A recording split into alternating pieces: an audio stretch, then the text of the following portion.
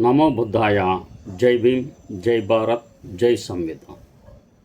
తథాగత భగవాన్ బుద్ధునికి, సామ్రాట్ అశోక్ చక్రవర్తికి, పరమ పూజ్యులు బోధిసత్వ డాక్టర్ బాబాసాహెబ్ అంబేద్కర్కు ప్రణామాలు తెలియజేస్తున్నాను. బహుజన యుద్ధబేర్ యూట్యూబ్ ఛానల్కు స్వాగతం పలుకుతున్నాను. ఈ ఛానల్ను ప్రమోట్ చేయండి, సబ్స్క్రైబ్ చేయండి, షేర్ చేయండి. కుటుంబ సభ్యుల ద్వారా సమాజానికి వాట్సాప్ గ్రూప్స్ ద్వారా చేర్చండి. 79 ఏళ్ల స్వతంత్ర భారతంలో ఒక ప్రాథమిక బడికే దిక్కులేదు. ఇది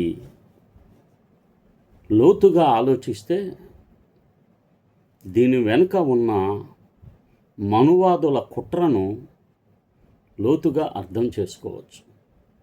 ఇన్ని సంవత్సరాలు అవుతున్నా, 80 సంవత్సరాలు అవుతున్నా, ఇంకా ప్రాథమిక విద్య భారతదేశంలో అధమ స్థాయి కంటే అధమ స్థాయి ప్రపంచ దేశాలతో పోల్చుకున్నప్పుడు. ఎందుకు ఈ భారతీయ సంస్కృతి ఈ విధంగా ఉంది? ఒకప్పుడు ప్రపంచానికి విశ్వవిద్యాలయాలు ఏర్పరిచి ప్రపంచంలో ఉన్న పౌరులందరూ భారతదేశానికి వచ్చి నలంద, తక్షశిల యూనివర్సిటీస్లో చదువుకునే అవకాశం కలిగిన భారతదేశంలో ప్రాథమిక విద్యకే, ఊళ్ళో బడికే దిక్కులేని పరిస్థితి కొన్ని రాష్ట్రాల్లో ఉండవచ్చు. ఈ 80 సంవత్సరాలలో, అంతకుముందు బ్రిటిష్ పాలనలో చాలా స్కూల్స్ ఏర్పాటు చేశారు. కానీ ఉత్తర భారతదేశంలో ముఖ్యంగా ఎక్కడైతే మనువాదం చాలా పై స్థాయిలో ఉంటుందో ఆ ప్రాంతాల్లో,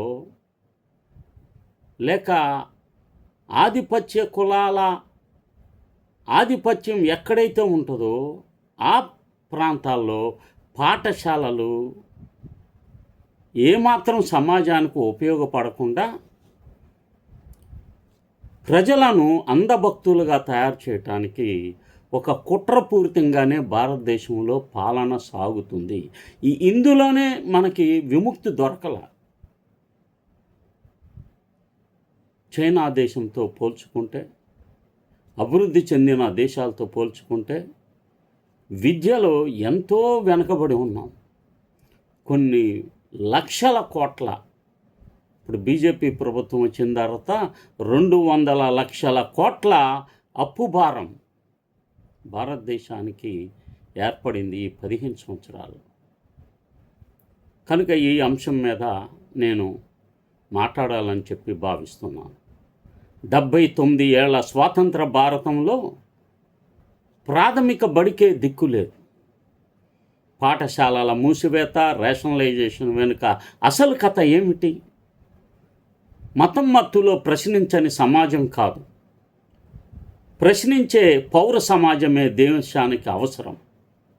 స్వాతంత్రం వచ్చి 79 సంవత్సరాలు పూర్తయ్యాయి. 2026 ఆగస్టు 15న భారతదేశం 80వ స్వాతంత్ర దినోత్సవాన్ని సగర్వంగా, ఏమీ కొద్దిగా కూడా అవమానం చెందకుండా జరుపుకుంది.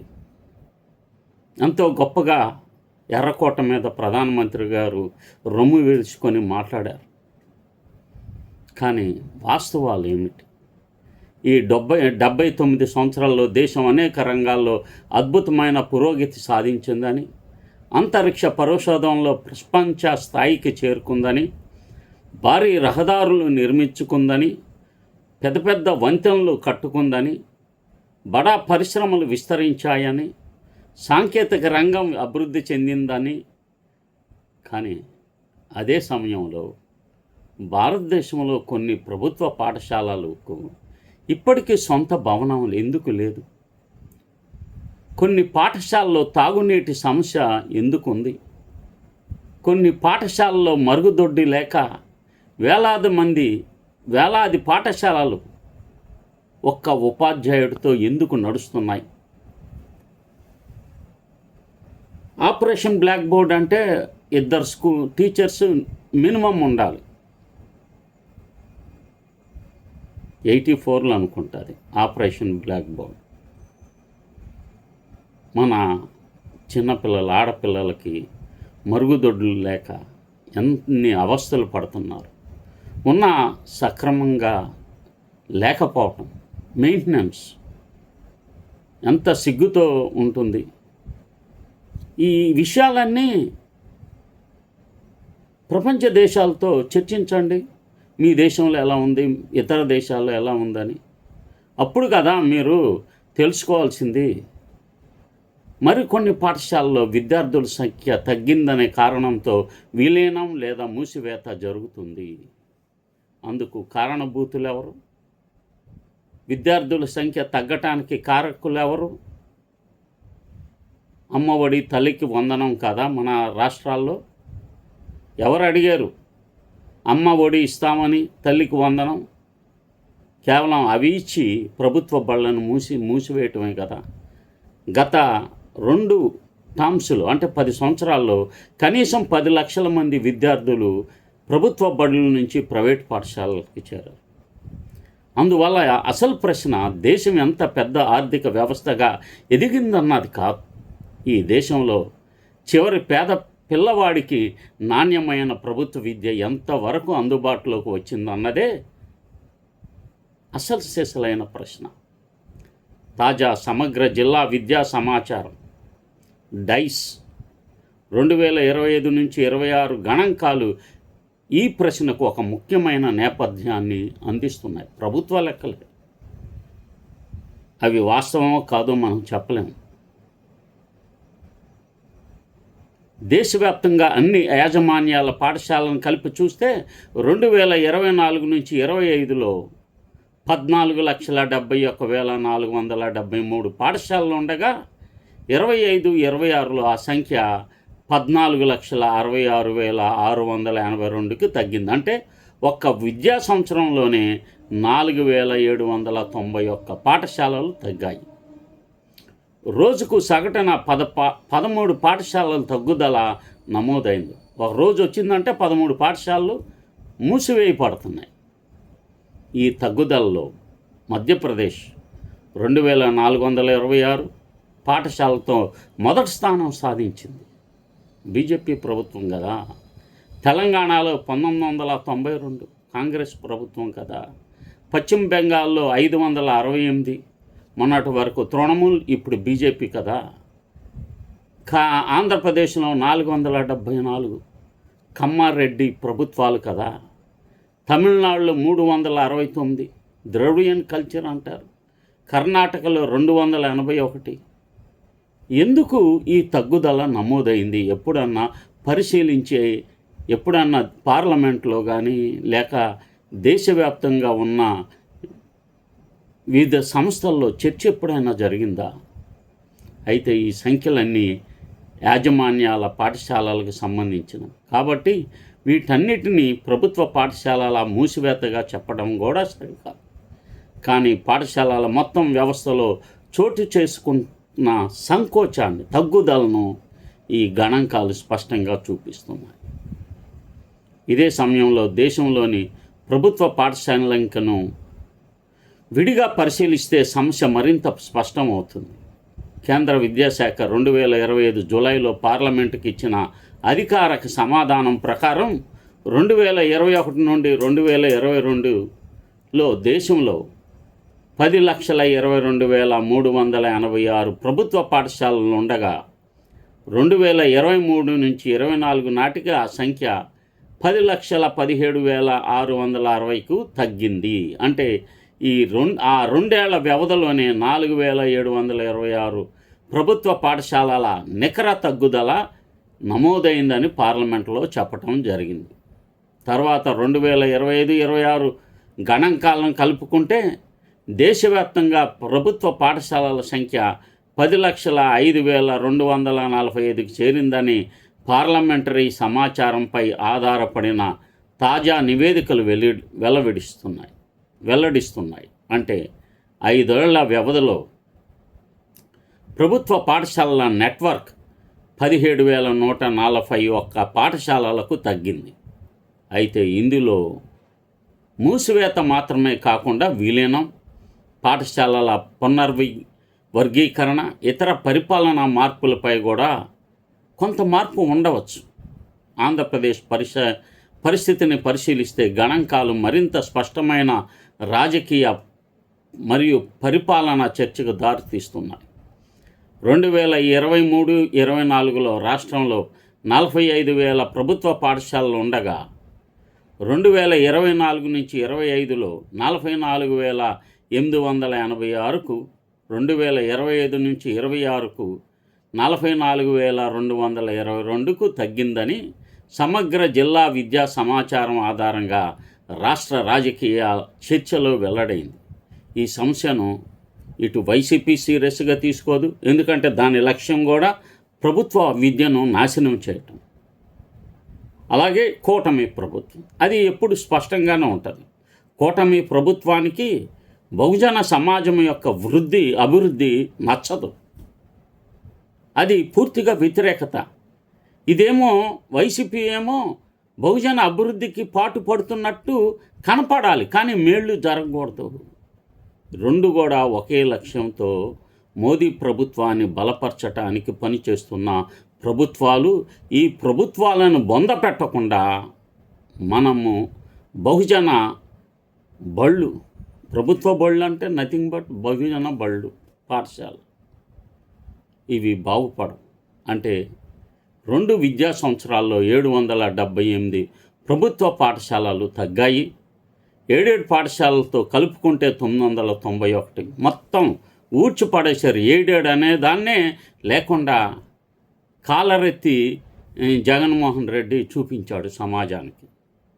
క్రైస్తవ పాఠశాలలు అంటే ఎంత కోపమో అది తెలియచేస్తుంది 7 పట్ల. అలాగే 7 పాఠశాలను కలిపితే 991 నుంచి 797కు తగ్గుదలతో మరొక 194 పాఠశాలలు తగ్గాయి. మొత్తం మీద 2023 నుంచి 2024 నుంచి 2025 నుంచి 2026 వరకు ప్రభుత్వం 7 పాఠశాలలు కలిపి 972 పాఠశాలలకు తగ్గినట్లు గణాంకాలు చూపుతున్నాయి. ఇదే కాలంలో ప్రభుత్వ పాఠశాలల విద్యార్థుల నమోదు ఎన్రోల్మెంట్ 40,50,116 నుంచి 34,93,450కు తగ్గిందని తాజా రాజకీయ విమర్శనలో పేర్కొంది.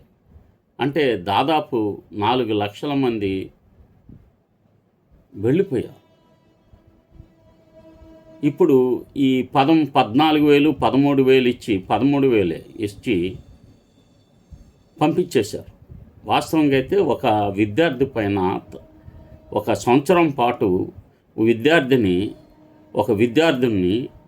గవర్నమెంట్ పాఠశాలలో చదివించాలంటే 30,000 రూపాయలు ఖర్చు అవుతుంది. ఆ ఖర్చుని తగ్గించుకోవటానికి 13,000 రూపాయలు వాళ్ళ అకౌంట్లో వేసేసి ప్రైవేట్ స్కూల్లో చేర్పించుకోండి మీ పిల్లలని తోలేస్తున్నారు బలవంతంగా.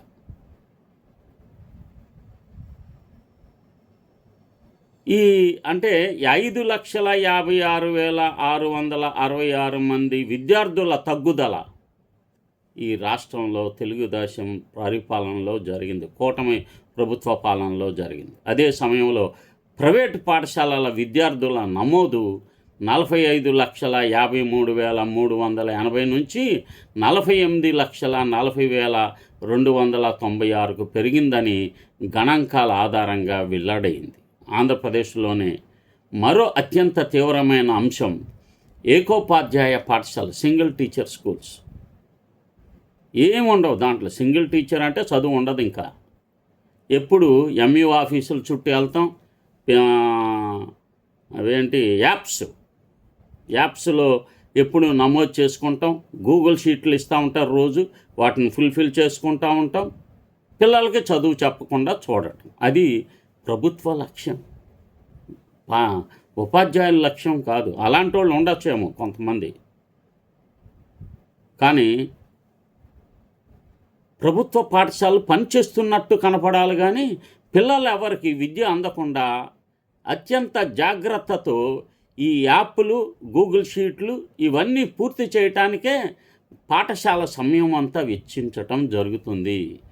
పాఠశాలల్లో 5:30 గంటలు 6 గంటలు బోధన చేయాల్సి ఉండగా ఆ 6 గంటలు విద్య సక్రమంగా పిల్లలకు అందకుండా చేయటమే ఈ సర్వశిక్ష అభియాన్ లేక ఉన్నత విద్యా అధికారుల యొక్క తీరు. ఎందుకంటే వాళ్ళ పిల్లలు ఎవరు ఇక్కడ చదవరు, ఉపాధ్యాయుల పిల్లలు చదవరు, అలాగే విద్యాశాఖ అధికారుల పిల్లలు చదవరు, రాజకీయ నాయకుల పిల్లలు కూడా ప్రభుత్వ పాఠశాలలో చదవరు.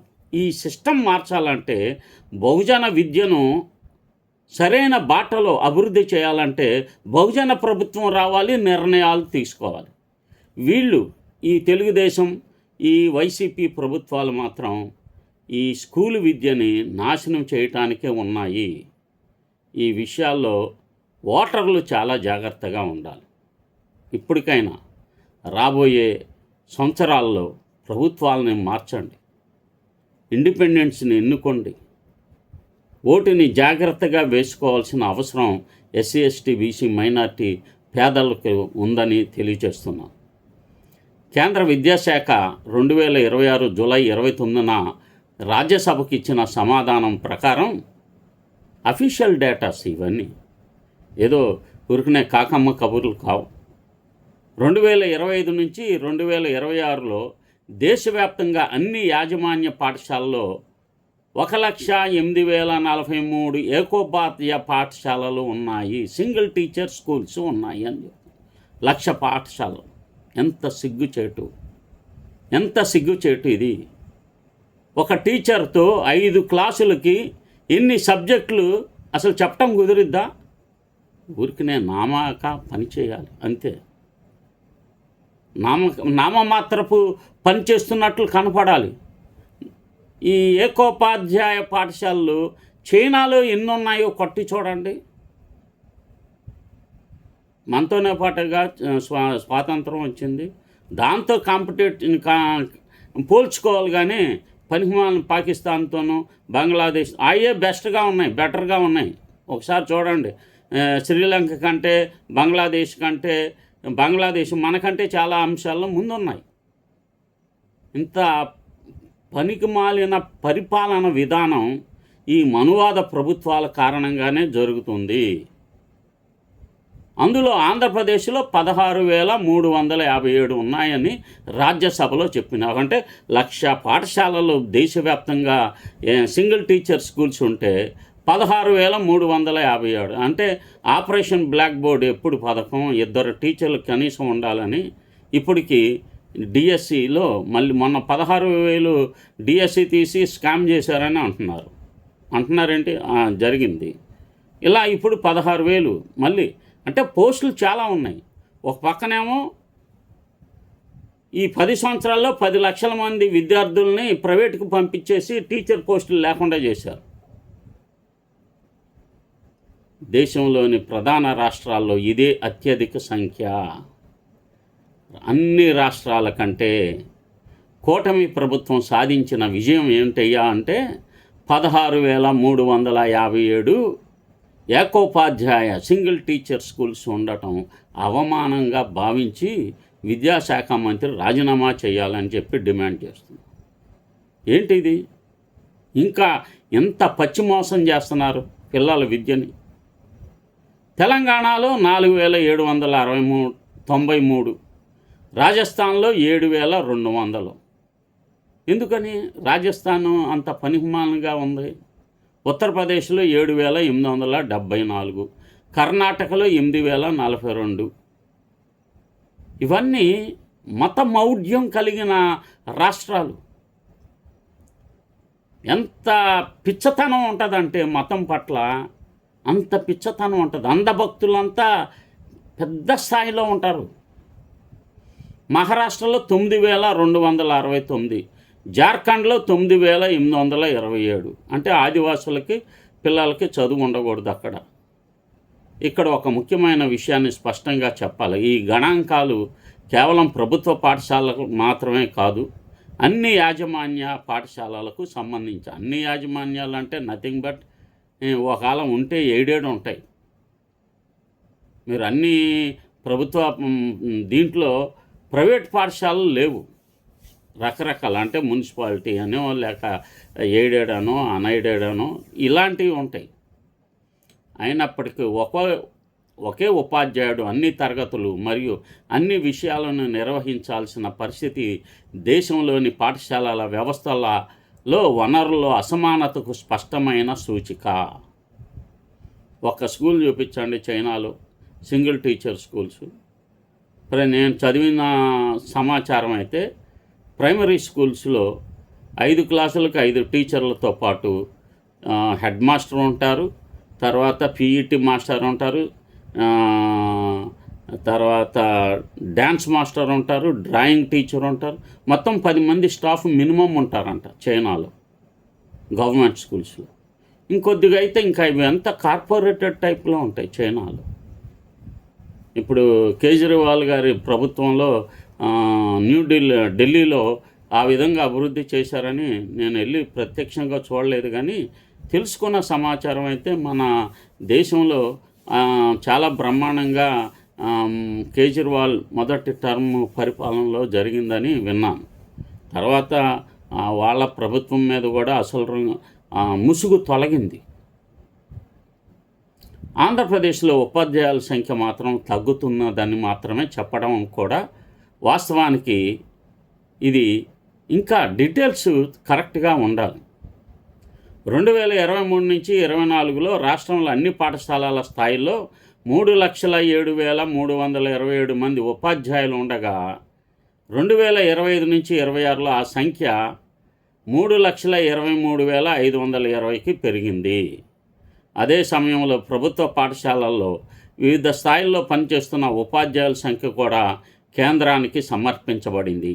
అంటే ఒకవైపు ఉపాధ్యాయుల మొత్తం సంఖ్య పెరుగుతున్నప్పటికీ మరోవైపు వేలాది పాఠశాలలు ఒక్క ఉపాధ్యాయుడి పైన ఆధారపడుతున్నాయి. దీని అర్థం ఉపాధ్యాయుల కొరత ఒక్కటే సమస్య కాదని, ఉపాధ్యాయుల పంపిణీ, పాఠశాలల స్థానం, విద్యార్థుల నమోదు, బదిలీలు మరియు రేషనలైజేషన్ కూడా సమానంగా కీలకమని తెలుస్తున్నది. తెలంగాణ పరిస్థితి కూడా ప్రత్యేకంగా పరిశీలించాల్సిన అవసరం ఉంది. 2023 నుంచి 24లో తెలంగాణలో మొత్తం 42,901 పాఠశాలలు ఉండగా 24-25లో 43,184కు పెరిగాయి.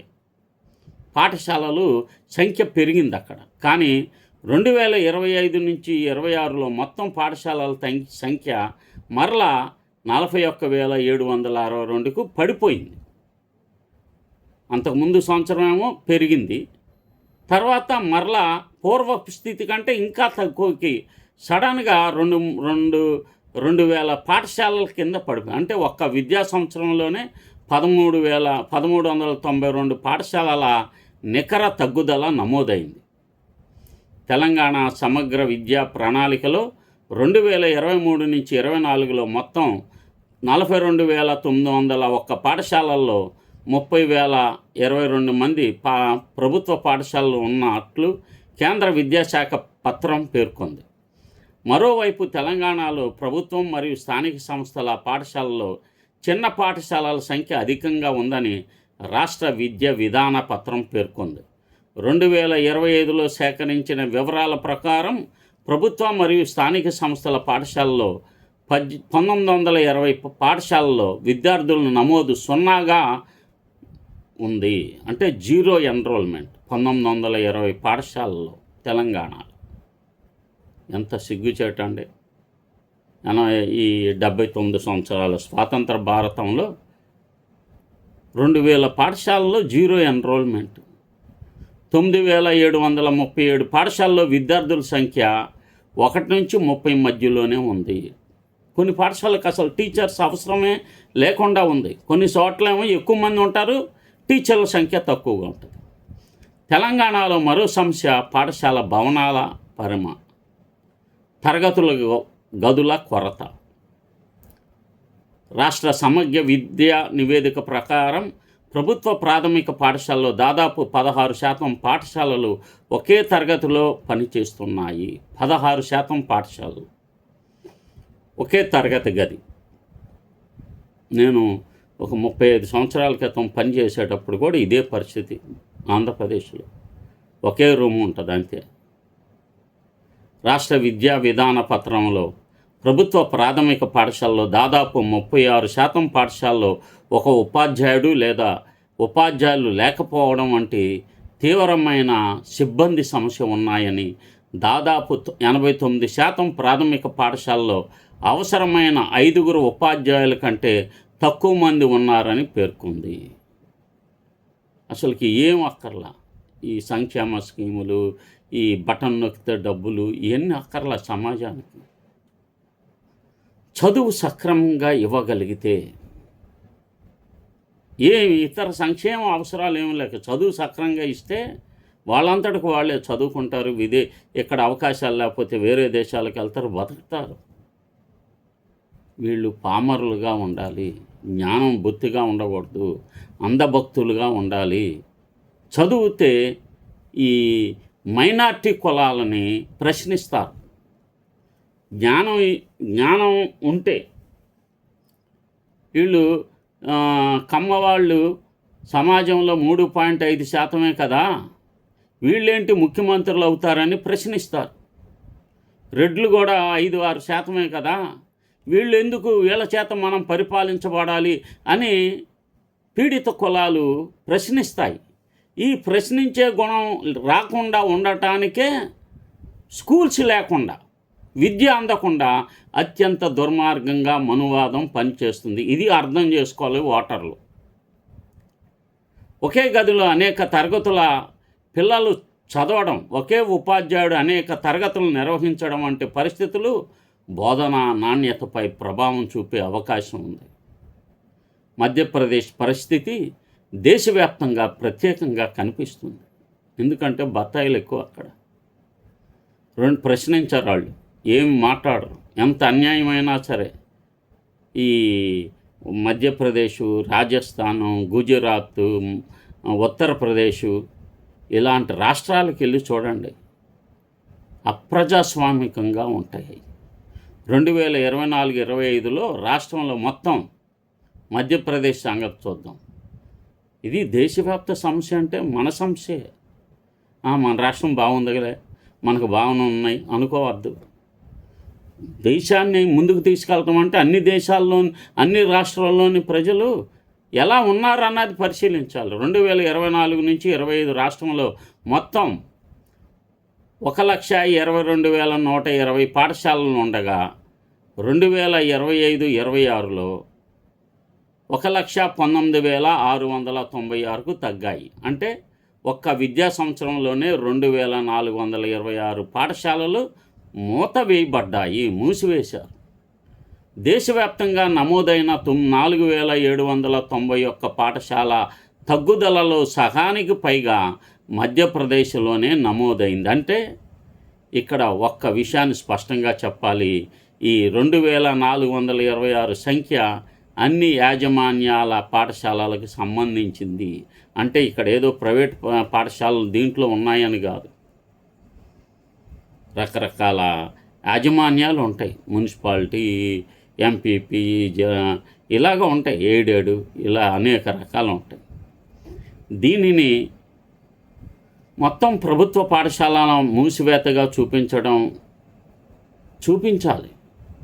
గతంలో కేంద్రానికి సమర్పించిన ప్రభుత్వ పాఠశాలల గణాంకాల ప్రకారం మధ్యప్రదేశ్లో ప్రభుత్వ పాఠశాలలు 2019 నుంచి 2020లో 99,411 ఉండగా 2023 నుంచి 24లో 92,439కి తగ్గాయి. అంటే మొత్తం ప్రభుత్వ పాఠశాలలు ఈ 19 నుండి 24, 5 సంవత్సరాలు వచ్చేటప్పటికి 6,972, ఇంచుమించుగా 7,000 పాఠశాలలు క్లోజ్ అయిపోయినాయి, రద్దయిపోయినాయి. ఎంత దుర్మార్గం! పాఠశాలల తగ్గుదల అంటే గుండె తరుక్కుపోవాలి. ఈ పేద పిల్లలు, గవర్నమెంట్ పాఠశాలలు అంటే పేద పిల్లలకు సంబంధించింది. ఎస్సీ, ఎస్టీ, బీసీ, మైనార్టీలు అంటే పేదవాళ్ళు అంటే ఆధిపత్య కులాల వాళ్ళు మొత్తం మీద ఉంటే 1-2% ఉంటారు అంతే. మధ్యప్రదేశ్లో ఏకోపాధ్యాయ పాఠశాలల సంఖ్య మాత్రం ఇటీవల సంవత్సరంలో గణనీయంగా తగ్గింది. 2024-25లో ఏకోపాధ్యాయ పాఠశాలలు 7,217గా ఉంది. అన్ని యాజమాన్యాలు ఏకోపాధ్యాయ పాఠశాలలు 2025 నుంచి 26లో 2,269కి తగ్గాయి. అంటే మధ్యప్రదేశ్లో 2,000 ఉంటే మన ఆంధ్రప్రదేశ్లో 16,000 ఏకోపాధ్యాయ పాఠశాలలు ఉన్నాయంటే మంత్రి లోకేష్ గారు ఆలోచించుకోవాలి. ఆయన పాలన ఎలా ఉంది, ఆయన అడ్మినిస్ట్రేషన్ ఎలాగుందో చూసుకోవాలి. ఇది ఒక సానుకూల మార్పు. అయితే ఇదే సమయంలో పాఠశాలల మొత్తం సంఖ్య 2,426కి తగ్గటం కూడా జరిగింది. అందువల్ల ఏకోపాధ్యాయ పాఠశాల తగ్గుదల ఎంతవరకు కొత్త ఉపాధ్యాయ నియామకాల ఫలితం, ఎంతవరకు పాఠశాలల విలీనం లేదా పునర్వ్యవస్థీకరణ ఫలితం అన్నది విడివిడిగా పరిశీలించాల్సిన అవసరం ఉంది. కేవలం ఒక గణాంకాన్ని తీసుకొని ప్రభుత్వం విజయవంతమైందని లేదా విఫలమైందని తేల్చడం శాస్త్రీయ విశ్లేషణ కాదు. రాజస్థాన్ పరిస్థితి మరో భిన్నమైన చిత్రాన్ని చూపిస్తుంది. 2024 నుంచి 25లో మొత్తం 1,06,302 పాఠశాలలు ఉండగా లాస్ట్ ఇయర్ 2025 నుంచి 26లో 1,06,445కి స్వల్పంగా పెరిగాయి. అంటే 100 పాఠశాలల పైగా పెరిగాయి. అంటే రాష్ట్రంలో మొత్తం పాఠశాలల సంఖ్య తగ్గలేదు. కానీ పాఠశాలల సంఖ్య తగ్గకపోయినా ప్రభుత్వ పాఠశాలలో విద్యార్థుల నమోదు తీవ్రంగా తగ్గింది. 2023 నుంచి 24లో రాష్ట్రంలో మొత్తం పాఠశాల విద్యార్థుల సంఖ్య 1,67,00,000 ఉండగా 2025-26లో అది 1,59,00,000కు పడిపోయింది. అంటే దాదాపు ఇది ఒక 17 లక్షల మంది తగ్గిపోయారు. డ్రాస్టిక్ తగ్గుదల ఎన్రోల్మెంట్. మన ఆంధ్రప్రదేశ్లో కూడా అంతే. ఇది సీరియస్గా తీసుకోలే మనోళ్ళు. ఈ తల్లికి వందనం, అమ్మ ఒడి పెట్టిన తర్వాత దాదాపు 10 లక్షల మంది పేద పిల్లలు ప్రైవేట్కి వెళ్ళిపోయారు. ప్రైవేట్కి వెళ్ళిపోయిన వాళ్ళ పరిస్థితి ఎలా ఉంటుందో మీకు బాగానే ఉండొచ్చేమో. ఒకసారి ఆలోచించండి. వీళ్ళు 13,000 ఇస్తున్నారు. ఈ 13,000 ఎల్కేజీ యూకేజీకి సరిపోతాయేమో.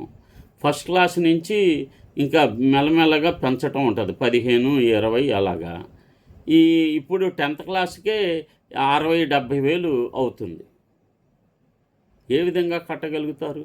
జిల్లా పరిషత్ స్కూళ్ళల్లో చదివే గవర్నమెంట్ స్కూల్ పిల్లలందరికీ 550 పైన మార్కులు చాలామందికి వచ్చినాయి.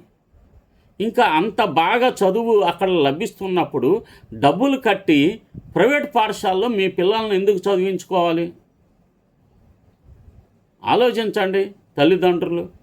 మన పిల్లలు, పేద పిల్లలు ప్రభుత్వ పాఠశాలలో 592, 596 ఎంతంత గొప్ప గొప్ప మార్కులు పేద పిల్లలకి ప్రభుత్వ పాఠశాలలో ఫీజులు లేకుండా ఉచితంగా చదువు చెప్తుంటే వస్తున్నాయి. ఎందుకు ప్రైవేటు స్కూళ్ళ వ్యామోహం? ఇది తల్లిదండ్రులు తమ యొక్క ఆలోచన సరళిని మార్చుకోవాల్సిన అవసరం ఉంది. బ్రహ్మాండంగా చదువు చెప్తున్నారు టీచర్సు ప్రభుత్వ పాఠశాలలో. ఎక్కడో ఒక చోట చెప్పనంత మాత్రాన అన్ని స్కూళ్ళు అందరు టీచర్స్ అలాగే ఉంటారని అనుకోవద్దు. ఈ ప్రభుత్వ పాఠశాలలను కాపాడుకోవాల్సిన బాధ్యత పేదలైన ఎస్సీ, ఎస్టీ, బీసీ మైనార్టీలకు ఉంది. ఈ పరిస్థితి మీరు ఉపేక్షిస్తే రాబోయే కాలంలో లక్షలు పెట్టి చదువు కొనుక్కోవాలి, లేకపోతే ఇంకా చదివించుకోలేరు. మళ్ళీ పాలేరుల కింద మీ పిల్లల్ని ఆధిపత్య కులాల దగ్గర పెట్టాలి. ఈ పరిస్థితి రాబోతుంది.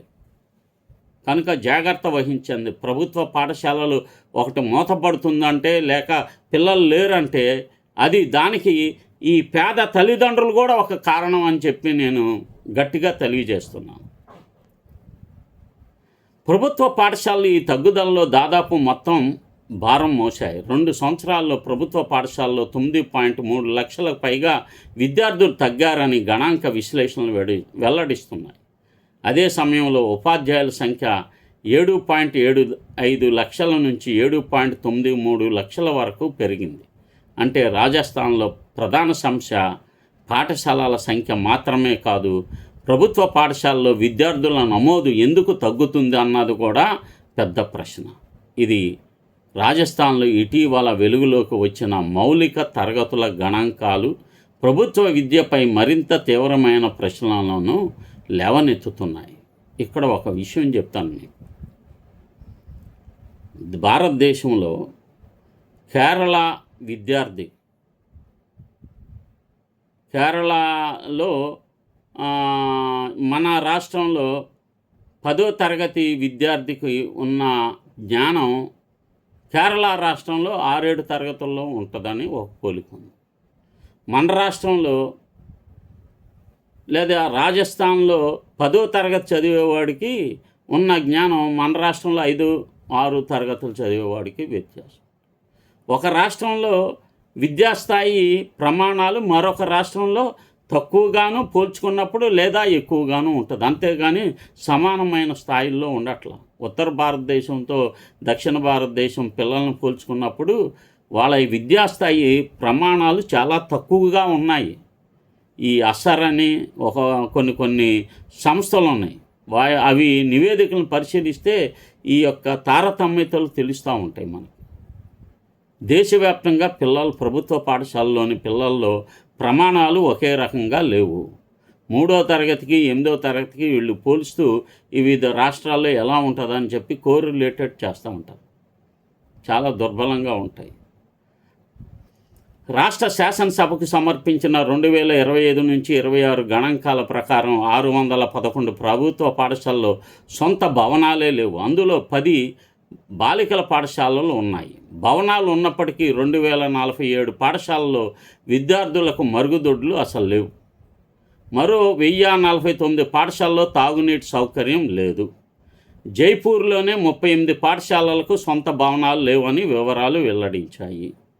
రాష్ట్ర ప్రభుత్వం ఈ సమస్యను పరిష్కరించేందుకు 5 ఏళ్లలో 12,500 కోట్ల రూపాయలు పైగా వ్యయంతో పాఠశాలల భవనాల నిర్మాణానికి మరమ్మతులు, నిర్వహణ ప్రణాళిక రూపొందిస్తున్నట్టు కూడా తెలిపింది. అంటే సమస్యను ప్రభుత్వం కూడా గుర్తించింది. ఇప్పుడు ప్రశ్న, ఆ ప్రణాళిక ఎంత వేగంగా అమలవుతుందన్నదే ప్రశ్న. రాజస్థాన్లో కాక్రోచ్ జనతా పార్టీ నిర్వహిస్తున్న పాఠశాల తనిఖీ కార్యక్రమం కూడా ఇదే సమయంలో రాజకీయ చర్చకు వచ్చింది. జైపూర్ సమీపంలో బాగ్రు ప్రాంతంలో ప్రభుత్వ పాఠశాలల పరిస్థితిని పరిశీలించడానికి వెళ్ళిన కాక్రోచ్ జనతా పార్టీ బృందంపై దాడి జరిగిందని ఆ సంస్థ ఆరోపించింది. ఆరోపించడం ఏముంది, అది టీవీల్లో ఆ ఊరిలో మా స్కూల్ని, మా గ్రామానికి విలువ లేకుండా చేస్తారా, మా గ్రామంలో రేకుల షెడ్డు కూలిపోయిన ప్రభుత్వ స్కూల్ని చూపించి మా పరువు తీస్తారని కాక్రోచ్ జనతా పార్టీ కార్యకర్తలను తరిమి కొట్టారు.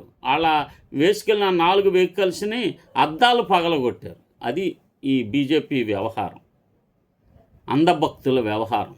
అంటే అది సిగ్గుపడాల్సింది పోయి మా స్కూల్లో బడి ఎందుకు లేదు, ఆ బడికి నిధులు ఎందుకు ఇవ్వరు, ఇప్పుడే ఈ మధ్య ఇలా చేసినందుకు ఆ ఊరికి 18 లక్షల రూపాయలు శాంక్షన్ అయిందని చదివాను స్కూలు కట్టడానికి.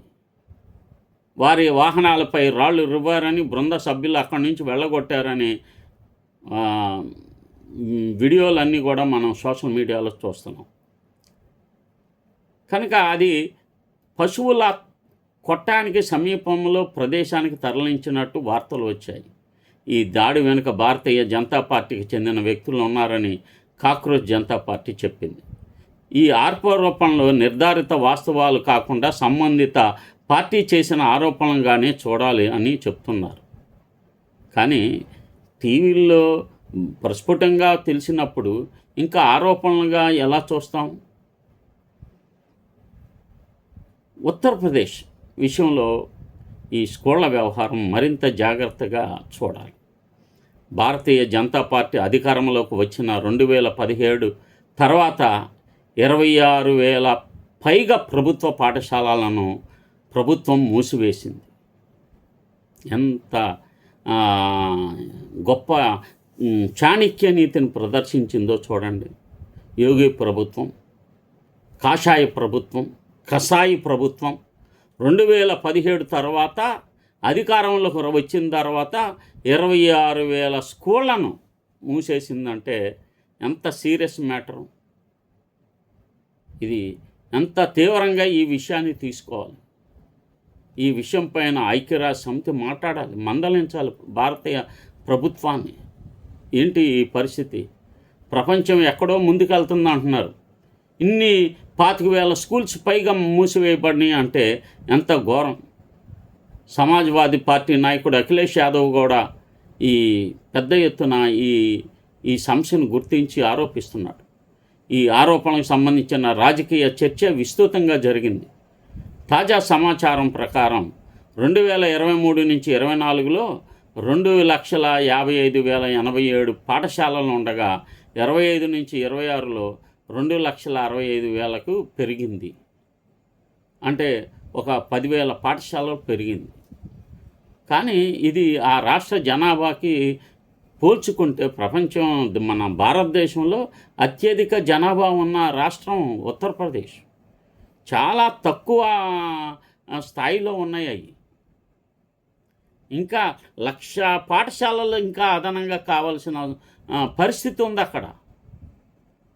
26,000 పాఠశాలలు మూసివేయబడినాయి అన్నది ఎంత ఘోరం ఆలోచించమని ఓటర్లు అంటే ఎడితిరిగి ఉత్తరప్రదేశ్లో ఈ పిల్లలకు చదువు ఎందుకు లేదు ఈ మాట్లాడరు.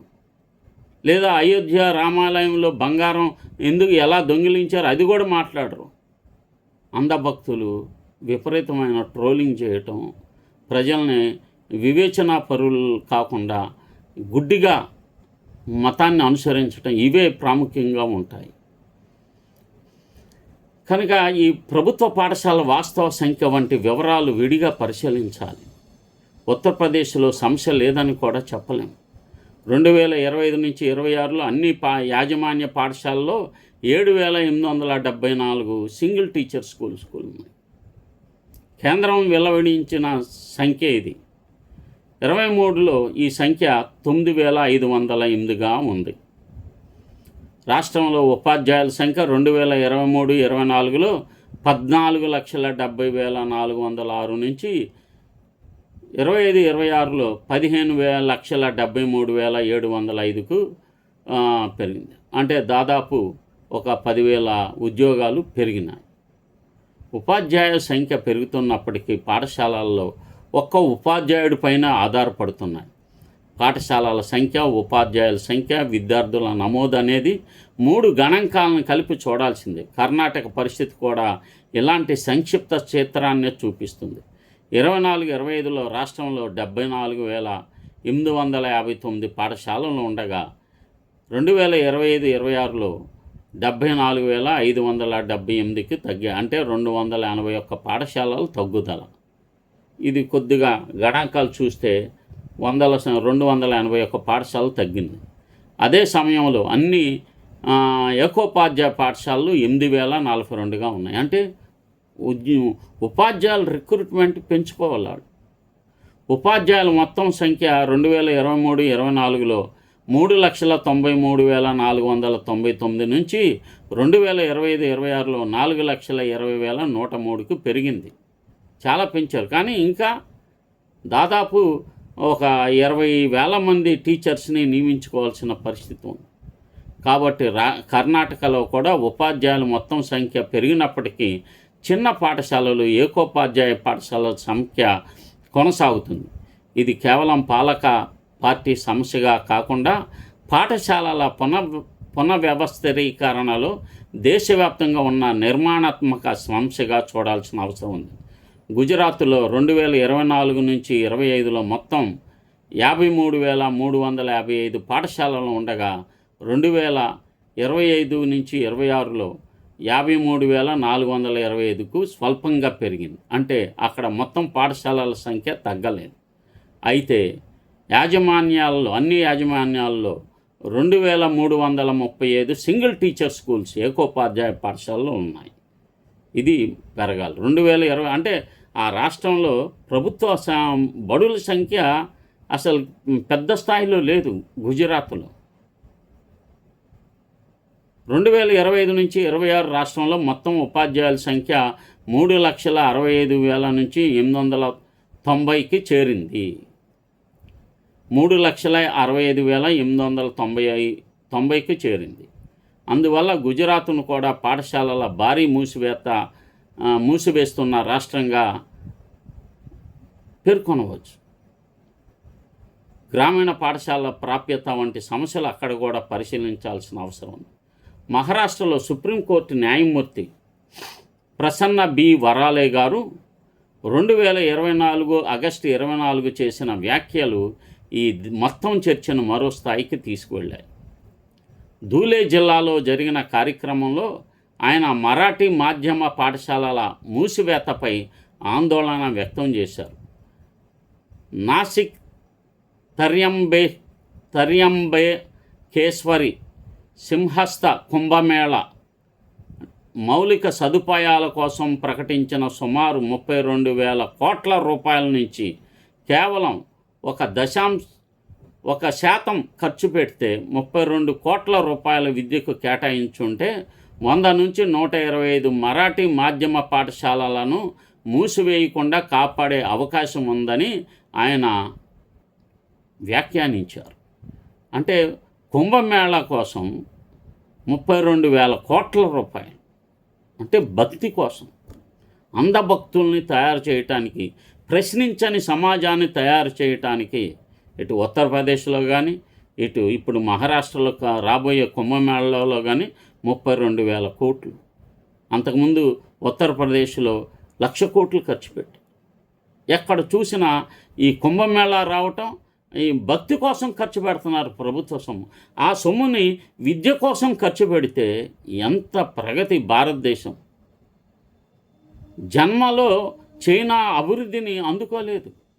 ఇంకొక నేను 2050 కల్లా భారతదేశాన్ని ప్రపంచ దేశాల సరసన నిలబెడతానని చెప్పి మోదీ గారు అన్నారు.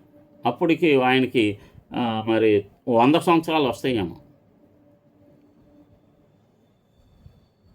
సాధ్యం కాదయ్యి. మీరు కుంభమేళాలకి లక్షల కోట్ల రూపాయలు కేటాయిస్తూ ప్రభుత్వ పాఠశాలలను బాగు చేయడానికి నామమాత్రం కూడా ఖర్చు పెట్టట్లేదంటే అందులో సుప్రీంకోర్టు జడ్జి గారే ఈ విమర్శ చేశారంటే మీ యొక్క ఆలోచన సరళను మార్చుకోవాలి కదా. ముఖ్యంగా న్యాయమూర్తి గారు భారీ ప్రాజెక్టులకు ఖర్చు చేయడాన్ని వ్యతిరేకించడం లేదని, విద్యకు కూడా ప్రభుత్వ బడ్జెట్లో తగిన ప్రాధాన్యత ఇవ్వాల్సిన అవసరాన్ని ఉందని న్యాయమూర్తి వరాలే గారి వ్యాఖ్యతో అసలు ప్రాధాన్యం కుంభమేళా కార్యక్రమాన్ని విమర్శించడం కాదు, అది ప్రభుత్వ వ్యయ ప్రాధాన్యాలపై ఒక ప్రశ్న వేసింది. 1,000 కోట్ల రూపాయల భారీ మౌలిక సదుపాయాల ప్రాజెక్టులు అవసరమే. అయితే పాఠశాలలను కాపాడడానికి అవసరమైన కొద్దిపాటి మొత్తాన్ని కూడా సమకూర్చడం కూడా అంతకంటే పెద్ద అవసరం కదా. ఒక రాష్ట్ర ప్రభుత్వం ఒక భారీ మతపరమైన లేదా మౌలిక సదుపాయాల కార్యక్రమానికి 32,000 కోట్ల రూపాయలు కేటాయించగలిగినప్పుడు విద్యారంగం కోసం ఎందుకు అదనపు నిధులను సమకూర్చే సామర్థ్యం ఉండకూడదన్నది విజ్ఞానవంతులైన ప్రశ్నది. ఆ ప్రశ్నను మత వ్యతిరేకంగా ఎందుకు తీసుకోవాలి మీరు? కనుక మరలా ఇలాంటిదే ఒకటి సమాచార హక్కు ద్వారా పొందిన వివరాల ప్రకారం 2025 నుంచి 26లో ఢిల్లీలోని కేంద్ర మంత్రుల అధికార నివాసాల మరమ్మతుల పునరుద్ధరణ మరియు నిర్వహణకు 92.35 కోట్లు, దాదాపు 92 కోట్ల రూపాయలు ఖర్చు అయ్యాయి. 2014 నుంచి 15లో ఇదే ఖర్చు 27.47 కోట్ల రూపాయలు. 2014 నుంచి 15 నుంచి 2025-26 వరకు మొత్తం 547 కోట్ల రూపాయలు ఈ మెయింటెనెన్స్ కోసమే ఖర్చు పెట్టారు. ఈ నివాసాలు పాతవిగా ఉండడం, తేమ, చెదలు, విద్యుత్ మరియు నీటి వ్యవస్థల మరమ్మతుల వంటి కారణాలతో ఖర్చులు పెరుగుతున్నాయని అధికారులు వివరిస్తున్నారు. అంటే ఈ మట్టి పనులు, సిమెంట్ పనులు వీటికైతే ఏమి లెక్కలు ఉండవు, ఎంతన్నా దోసుకోవచ్చు. మొత్తం దోపిడే. కాబట్టి మొత్తం వ్యయాన్ని యథేచ్ఛగా వృధా ఖర్చు.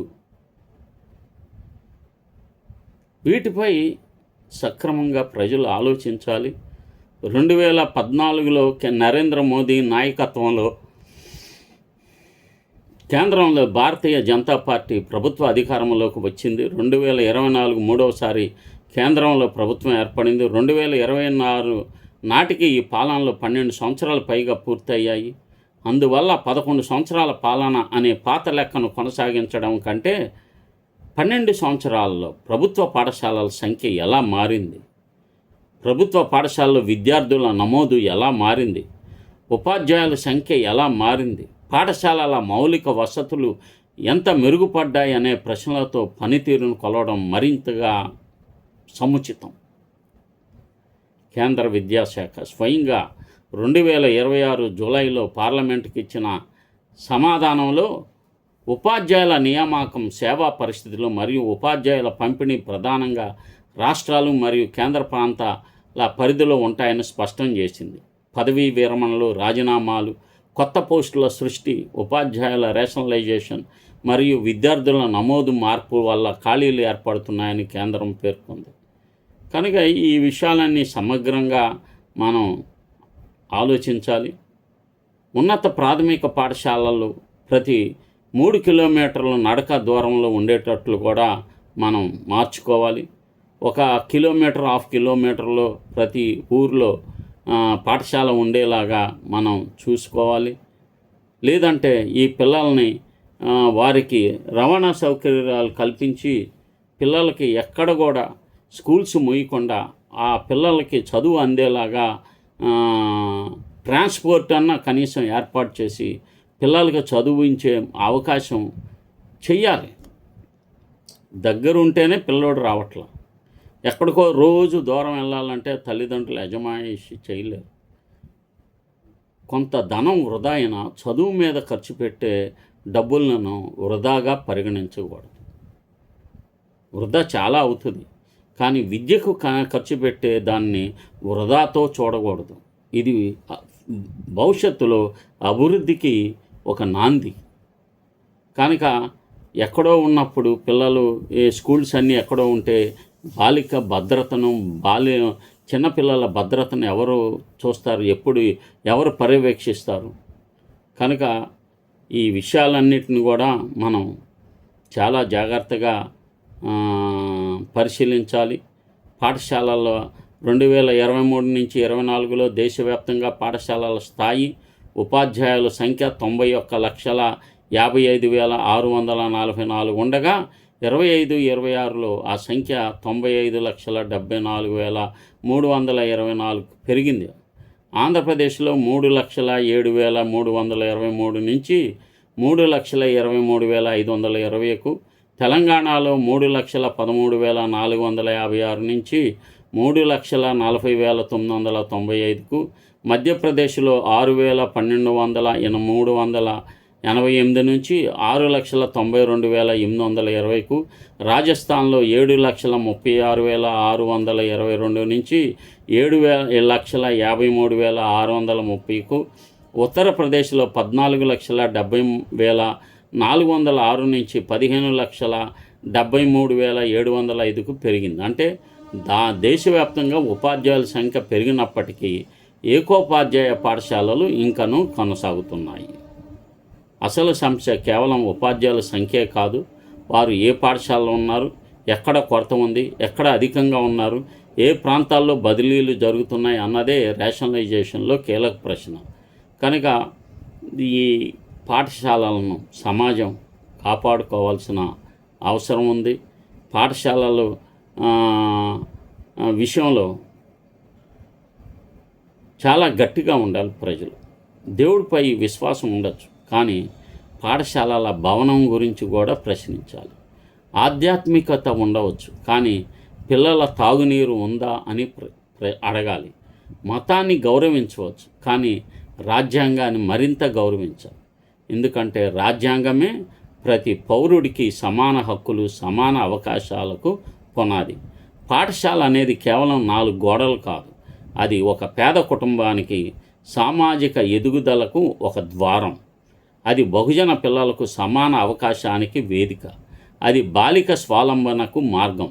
అది గ్రామీణ సమాజానికి జ్ఞాన కేంద్రం. అందుకే ఒక పాఠశాల మూసివేయడం అంటే ఒక భవనం మూసివేయడం కాదు, ఒక గ్రామంలోని భవిష్యత్తును, అవకాశాన్ని కుదించడం అవుతుంది.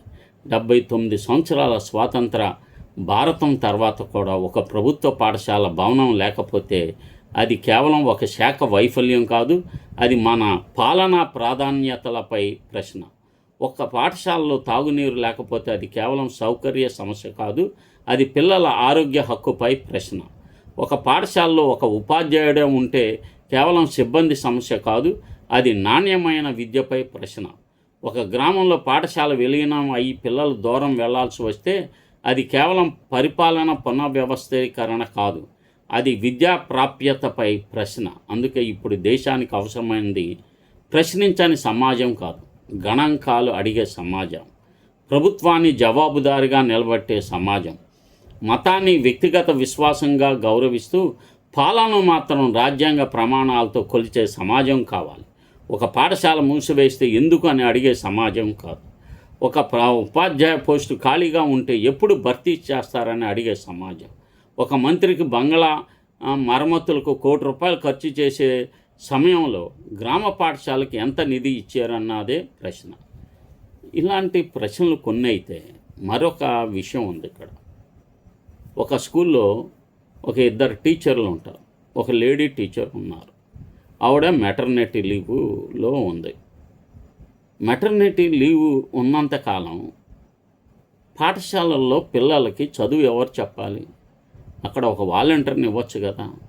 వాలంటీర్ని గత 20 సంవత్సరాల నుంచి ఇవ్వడం లేదు.